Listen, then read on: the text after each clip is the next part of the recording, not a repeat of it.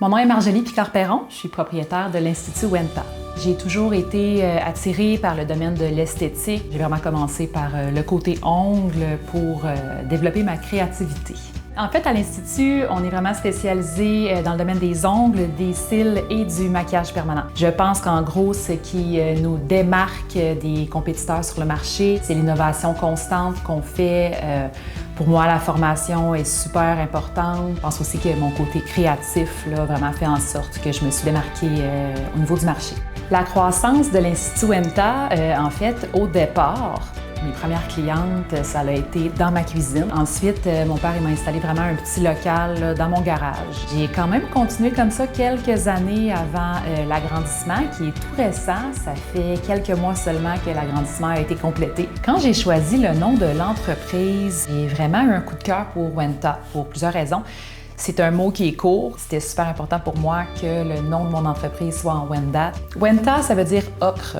En entrepreneuriat, en fait, c'est normal qu'on va avoir plusieurs défis à surmonter. En fait, c'est un peu ça aussi qui fait, je pense que les entrepreneurs, on aime ce qu'on fait. Ça bouge beaucoup, il y a beaucoup de challenges, ça nous maintient en vie. Lorsque j'ai décidé de faire un agrandissement, j'ai eu un problème, en fait, c'est pas une cachette qu'au niveau de la communauté, on a peut-être pas énormément de locaux commerciaux de disponibles. Fait que ça a été une petite embûche, mais finalement, on a la chance quand même de pouvoir développer là, à domicile. La fibre entrepreneuriale est très, très familiale.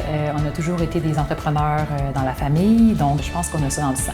La culture Wendat au sein de mon entreprise, en fait, je la démontre un petit peu plus par l'importance pour moi de desservir ma communauté. C'était important pour moi de garder mon entreprise ici à Wendake, malgré les difficultés qu'on avait là, à trouver des locaux. Au niveau de mon art, je pense que souvent, il y a comme un petit côté qui va ressortir. Je suis super excitée quand on me présente des projets autochtones. Les défis et les satisfactions d'être entrepreneur, que ce soit à Wendake ou non, en général, je pense que c'est vraiment au niveau du développement, que ce soit développement personnel ou professionnel. On fait face à plusieurs défis, on innove constamment. C'est vraiment de ce côté-là que je vois ça. C'est super gratifiant de desservir la communauté, de se côtoyer entre nous. On essaie souvent d'encourager local. Puis je pense que ça aussi, c'est quelque chose qui a été vraiment primordial dans mes débuts, puis je l'apprécie beaucoup.